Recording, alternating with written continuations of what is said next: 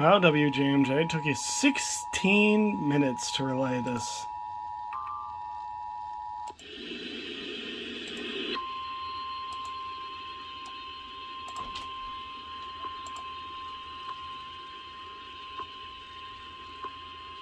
The National Weather Service in Upton, New York has issued a severe thunderstorm warning for Central Fairfield County, Northwestern New Haven County, Northern Westchester County and Southeastern New York, Eastern Putnam County and Southeastern New York, until 2:45 p.m. At 1:58 p.m., a severe thunderstorm was located over Ridgefield, or near Danbury, moving northeast at 30 miles per hour. Hazard, 60 miles per hour wind gusts and quarter-size. Is that a gelatin I see? Source, radar indicated. Impact, minor hail damage to vehicles is possible. Expect wind damage to trees and power lines. This severe thunderstorm will be near Reading around 2:10 p.m.